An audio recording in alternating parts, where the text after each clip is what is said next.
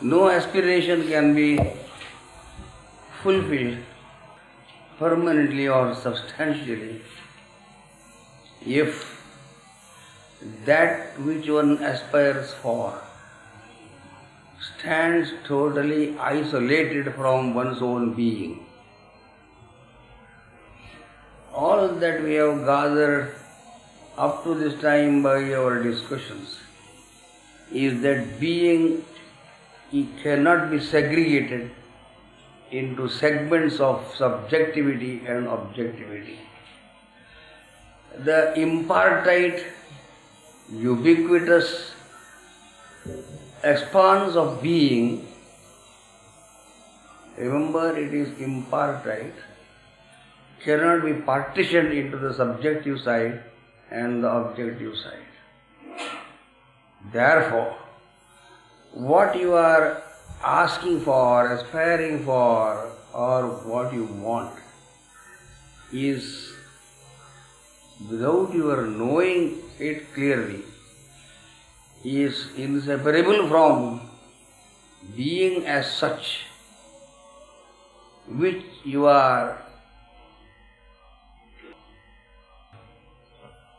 identifying with your own self and considering other things as non-being.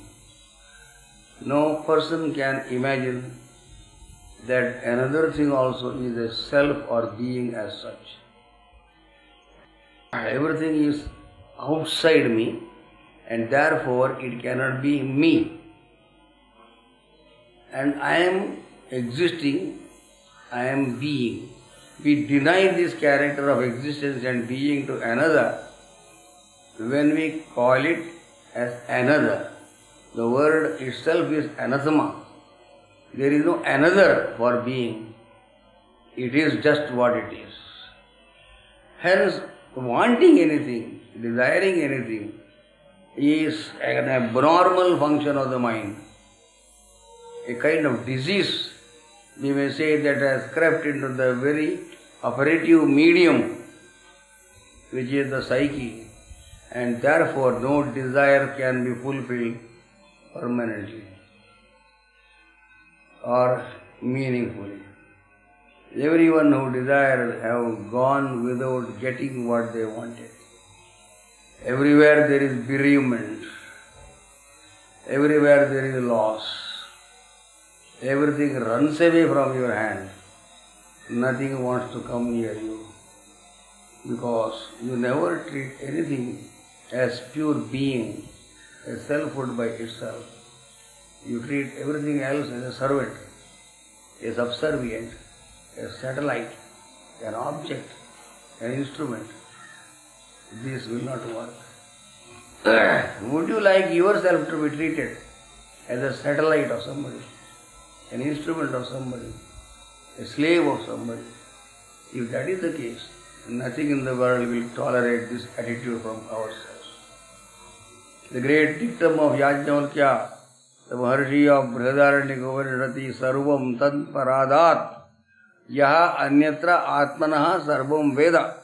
The whole world will run away from you if you think it is outside you. Oh, you are thinking that I am external to you, not connected with you. I am not you. So what connection have I got with you? I run away from you. Everything escapes the grip of human desire. This problem has been tackled in its very depths by the great sage Patanjali in his Yoga Sutras, when he pointed out that permanent happiness, which is the same as permanent possession of eternal values, is possible only by union of consciousness with being. Chit has to become Sat. And this Chit also is Sat. The consciousness in us is existing. It is actually the consciousness of existence. It is existence that is conscious of itself. The word of cannot be applied here. It is not consciousness of existence. It is not existence with consciousness. It is existence that is consciousness. So is the case with everything else in the world. This unique attempt on the part of this so-called subjective existence consciousness to unite itself with the existence consciousness of an outside so-called object, that attempt is called samadhi.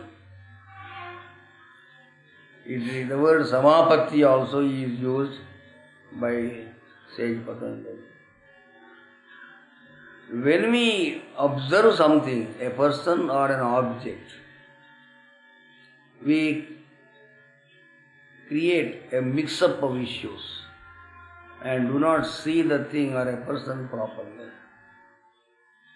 What is this mix-up?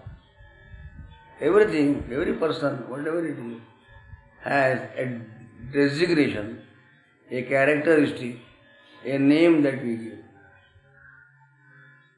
This is a tree, this is water, this is fire, this is earth, this is gold, this is silver, this is man, this is woman, this is that, this is this. This distinguishing designation that we attribute to a thing is what Patanjali calls name. Name, idea and substantiality are mixed up in our observation of anything whatsoever. There is a substantiality or an existence as such of everything. You exist, I exist, everything exists. But that which exists has no name of its own. Nobody is born with a name, really speaking. The name is given afterwards by social associations and relationships which are purely external. It is possible for a person to exist without a name also. When a child is born, don't give it a name. Then see whether it survives or not. It cannot survive because of the social characteristic being implanted in the very existence of a finite individual. Not only you have to give a name to distinguish one thing from the other. Suppose nothing has a name, you will not be able to point out which particular thing it is that you are thinking of in your mind. In order that you may have a proper, intelligible relationship with anything, a demarcating definition is created by us, a nomenclature, a definition, a characterization, a name. So we have created this problem. We say it is a tree. Why should that particular thing standing there should called be by that name only? Is there no possibility of defining it by any other name? Possible. You say, I am so and so. Your name is like that. It is not necessary that you should be only this person with this name. Your parents could have given you another name altogether, and then you would cling to that name. You are initiated into a psychological obsession that you are identified with that particular name only, and the name is whispered into your ear again and again, again and again by the parents, relations and associates. You are this, you are this. Do you know who you are? Come, this person, this person. Otherwise, they could have called you by another name and you would have think it is not John, he may be Joseph. What does it matter? This is one aspect of the mix-up that we create in the observation of an object. The other is more fantastic and very serious. The very idea that we have got about an object. There is a nomenclature, a verbal definition of everything. Now ideational definition also comes up. We know that this is this and it is not something else. And this ideational distinguishing factor in respect of anything is independent of the name that we give to a particular thing. A monkey knows that there is a snake, and the word snake may not be in the mind of the monkey, because that is an English word, you can call it any other name also. But the monkey knows what it is. Even without the name, the idea can point out immediately the nature of what is observed in front. The monkey will run away from that which is crawling like that. It will never go near it.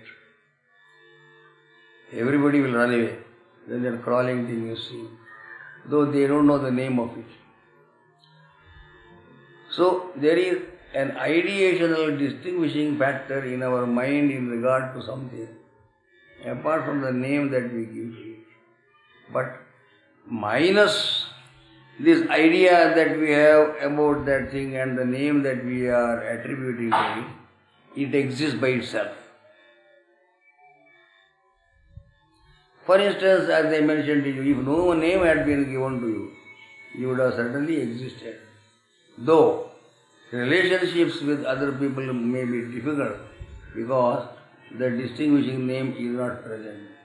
But you will be hungry and thirsty and would like to have this or that. You would like to have something like any other human being, though you have no name. Social relationship it is that compels us to have a distinguishing name. If society is not there, if you have no connection with anybody else, you stand alone by yourself, then no name is necessary. Just imagine you are alone somewhere. For 100 miles of distance from all sides, nobody is there around you. Will you go on calling yourself by the name that you are having? You will find that the name has no meaning because nobody is there to call you. Nor it is necessary to call yourself by that name. The name will vanish completely. If for 100 miles this way, all four sides, nobody is there to call you by any name. Will you call a bird and tell you, I am so and so, mister? Will you tell that? The bird has no meaning. It sees that something is there. The substantiality and the characterization is known even to a bird, but it does not know your name. Patanjali says you must be able to distinguish his name and idea from the substance of the object. I must be able to see you without associating any name to you and without having any notion about you in my mind.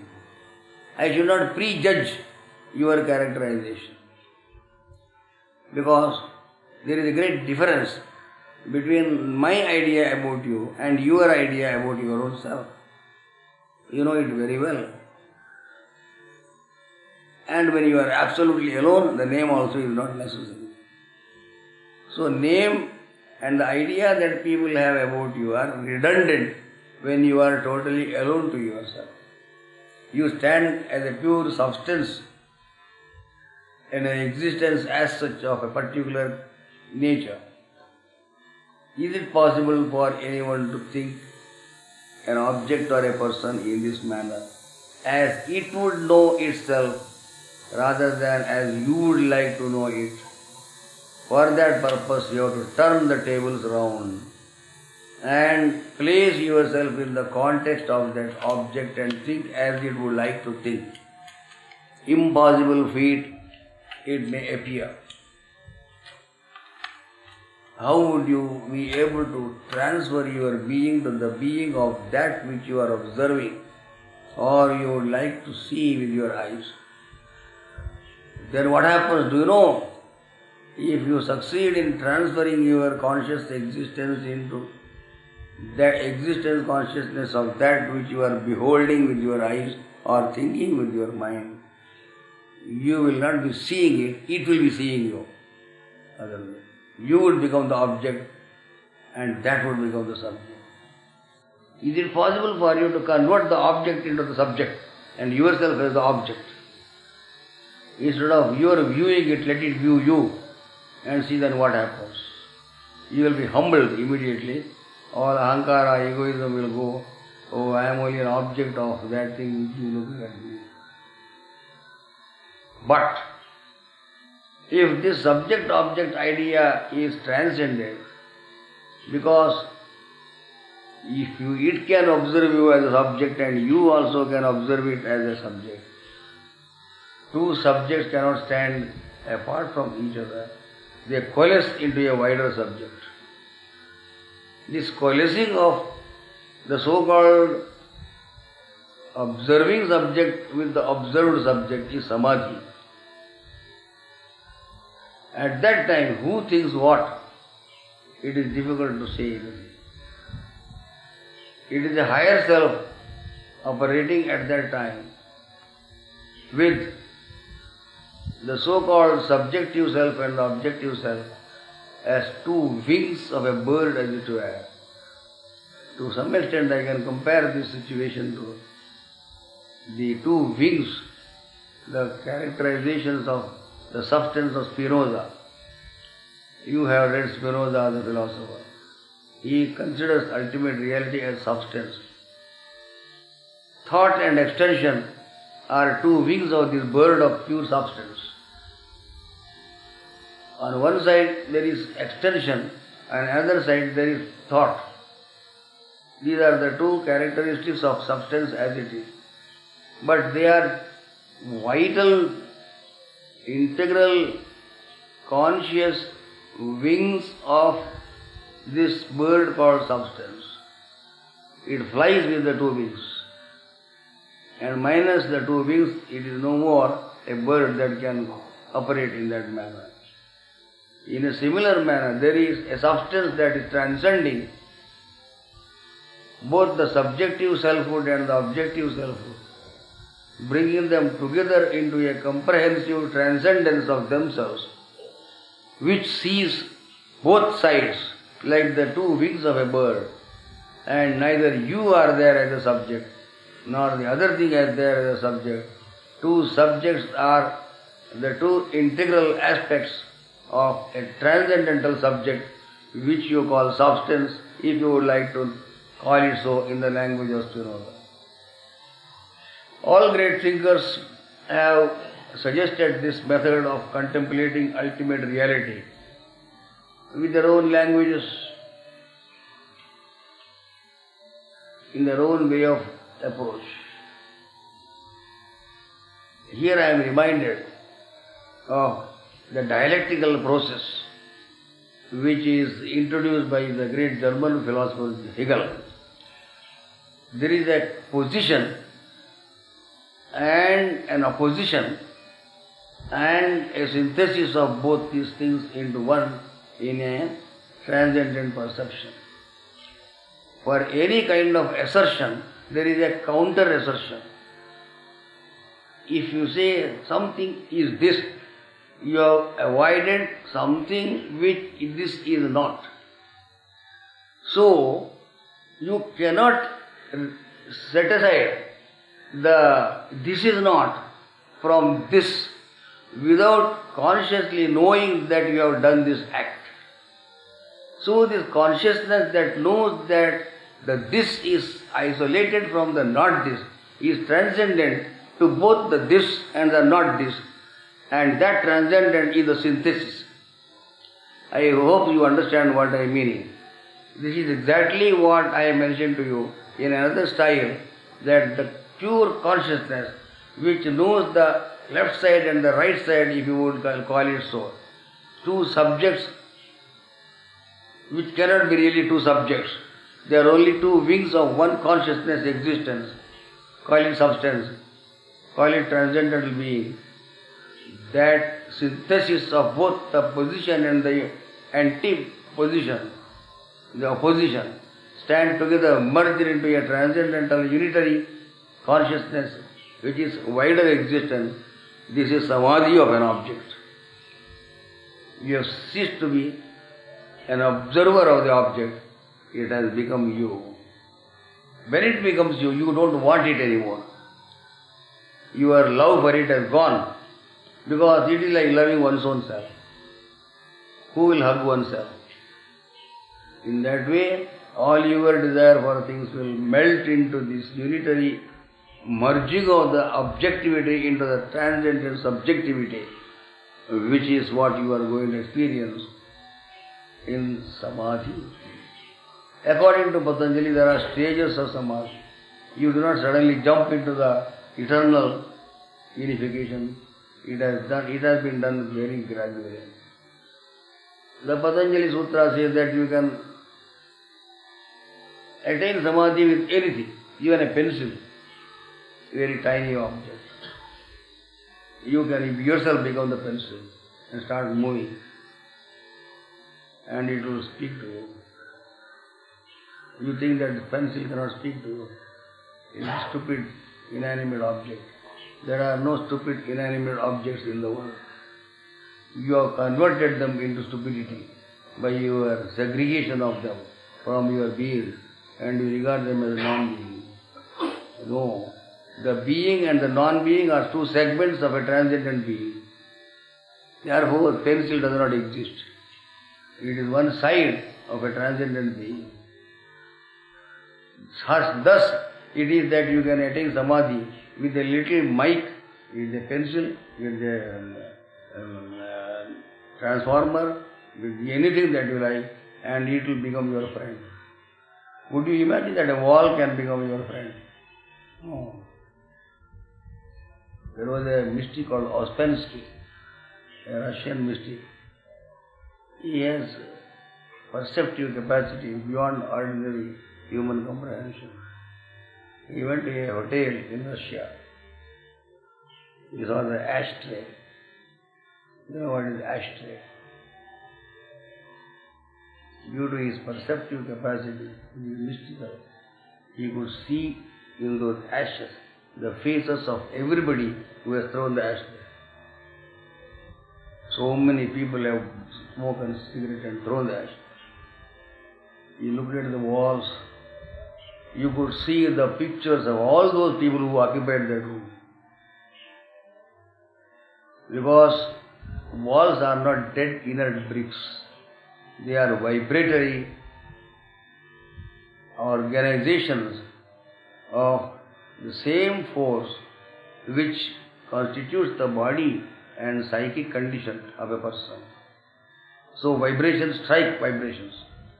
If you go deep into the substance of your own self, you will be able to see the vibrations around you, and you will feel something which is quite different from what you feel usually. So according to Patanjali, samadhi, union, samapatti can be attained with anything, with a leaf, with a tree, with a flower, with any object whatsoever. But the aim is not that. This is only a preparatory kindergarten stage of union that is described in the Sutras of Patanjali. Because samadhi is a way of liberation of spirit. It is Kaivalya Moksha that we are asking for. Supreme aloneness of absolute self-identical being. That is what you are asking for. For that purpose, all the things that you consider as objective should become the center of your attention. Not only one little thing, a rose flower, a fruit, a pencil and all that. They are only preparatory stages. All things should be taken together in their unitary appearance, entire material substance.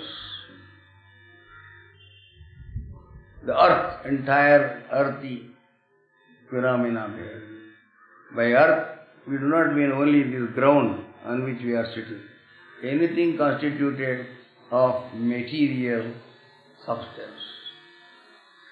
The entire matter which is having a name, as you call it, and an idea that you have about it, should be separated from the thing as it is itself. The whole earth you contemplate as your own body. Any mind that is not prepared for it cannot do this kind of meditation. Because distractions which are rajasic and tamasic in their nature will not allow you. I am not saying that this kind of samadhi can be attained so easily, but as I am taking up this subject, I have to tell you everything connected with this great theme of Yoga Sutra of Patanjali. Unless you are united in your being with that which you expect to have, you cannot expect anything. This is the whole principle of samadhi. If you want a universal experience of absolute beingness, that has to become the being of your own being. You should not stand outside as a distant, far away denizen of a heaven, many, many light years away. If you think God is like that, endlessly far, in infinite distance, you will ever remain like that only. If you distance yourself from an object, it will distance itself from you. Tit for tat, it will do. So, the whole earth principle in its visible form is taken in the beginning as an object of samadhi. It is not ordinary meditation in the sense of thinking something. It is not thinking something, it is being something. That is samapatti or samadhi. In ordinary perception, we think something, observe something. Here, the thing has become that which thinks. The thought of the object becomes the thought of the subject. Which subject? Again, I mentioned to you, the subject that transcends the subjectivity of the observer and the objectivity so-called of the object, such that the objectivity also becomes a subjectivity, both of which are transcended in a higher synthesis of subject. This is how the Samapatti is described by Patanjali in his own traditional language. Now here again, when you consider the whole physical matter, entire earth principle as the object of your samadhi, it has to be divested of the name that you have given to it and the idea that you have got about it. You should not say it is made up of chemical substances or it is only some atoms and molecules, electric vibrations, and it is called earth. It is distinguished from other things, other planets. These ideas also must go. They are not distinguishable like that from other things, because they are constituted in the same way as any other planet is constituted. Do you know that the planets are supposed to have come from the sun? If you think that this is so, all the characteristics of the sun will be in every planet by process of condensation. See this earth, it produces magnificent things. It gives you wheat and rice. There are sugar cane, there are mangoes, everything wonderful, beautiful things are growing. From where do they grow? From the earth. From where the earth has come. You say it is a chip of the whole little short of piece of the sun. A flaming, burning, gaseous, indescribable, terrible thing, which is the sun has shot off. This thing which by condensation has become this mother of the production of wonderful things in this world. You can imagine if the effect is in the cause, everything will be potentially present in the sun also. Even the mango fruit is there. How is it possible? In some highly potentized, super active form of force, these things that we eat as our diet are existing. That is why it is said, Surya Atma Jagatas Tastrasya. This is the mantra from the Rig Veda. This Surya that you are beholding with your eye is the soul of everything. It is your soul, the soul of every bit of matter, every leaf, every tree, every fruit, everything that grows. How will you imagine that this entire solar system is operating due to the sun as the soul? We think it is something electromagnetic, helium, whatever it is. These definitions will not work. It is that which operates the externalized form of the planets and everything that can arise from the planets. Just as we have a soul which determines the movement of the limbs of the body, and anything that we do is the soul operating. But we say there is a lot of distance. That soul is so far away, 93 million. No. Can you say that your soul is far away, so many millions of miles away from your skin? The distance idea of space is again to be abolished by the process of samapatti or samadhi, about which we shall speak a little later. Thus it is the recognition of the soulhood, selfhood, atmatva, the very existence of a transcendental nature in everything that we perceive, in the whole earth atmosphere, including the solar system and the galaxies. You put them together into a mass, as it were, of conglomeration of material energy. You unite yourself with that. You become a breathing consciousness. Great joy emerges inside. Great joy. If the sun is your friend, what do you lack? Not only he is a friend, he is under you. The soul of the whole solar system is the soul of your own person. All the planets dance around you. They are not dancing around the sun outside, because his soul and your soul are identical. The solar system has entered into you. And nobody can know what will happen to you at that time. Why do people dance in ecstasy? Bhaktas, mystics, great saints and sages cannot control this experience. It is beyond comprehension. The body will break into pieces if you inject such energy into this person. So slowly, go slowly. Don't go in a hurry to the apex. First of all, see that you have no other external desires. Otherwise, they will pull you and damage your whole system. This meditation is like dynamite. It can break things and help you. It can break yourself also if you touch it in a very irresponsible manner. So these meditations are great divine blessings. They are dangerous things also at the same time if the body and mind are not prepared. I am not going again and again into the whole preparatory post-process, yama, niyama and all that, pranayama. You know very well all these things and I have no time to go into such details. But I am mentioning to you, unless there is a preparatory discipline already which has hardened your personality as a receptive medium of this great incoming of power, you will not be able to stand it like the 600 volts entering into your body. It will melt into ashes. Meditation is the golden treasure before you. There is nothing that you cannot achieve. You are just to close your eyes and intensely ask that. And ask, no, don't ask that, become that. The whole of samapatti is nothing but becoming that. When you deeply become that, there is a vibration, a response that emanates from that which you otherwise wrongly consider as external. There are no other people here. There are no other things to the solar system.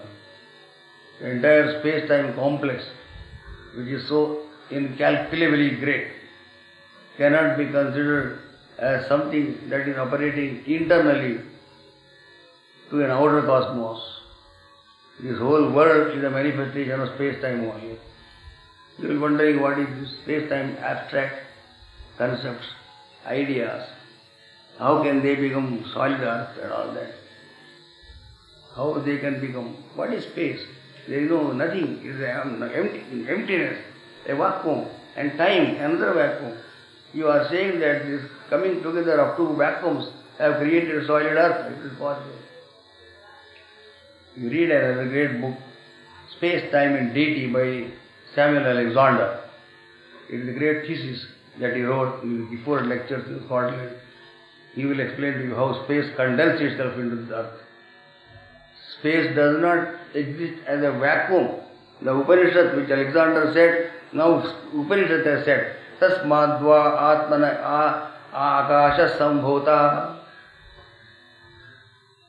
Satyam Jnanam Anantam Brahma, says the Taittiriya Upanishad. Existence, consciousness, infinity, bliss.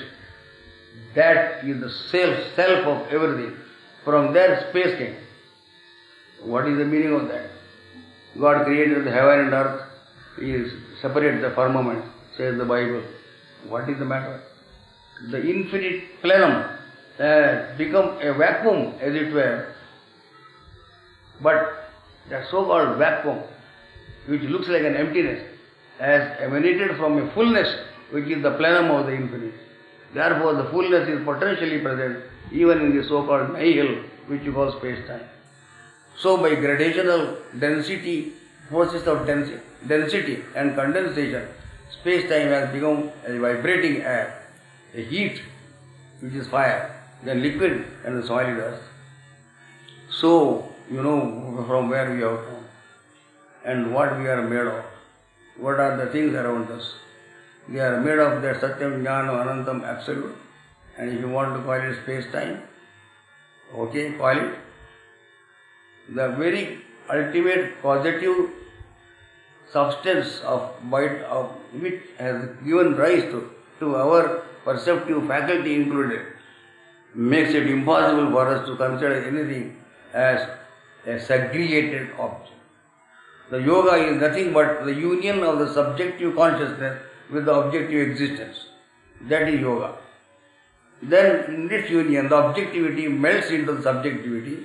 I am not repeating once again what I told you. It becomes a transcendental subjectivity. This transcendental subject is called God Almighty. That is the absolute. That is Kaivalyata. That is attaining which is called moksha. Here is a little preparatory introduction to you about what Samadhi, Samapatti is. I shall try to continue this subject another time in further detail. Hari Om Tat Sat.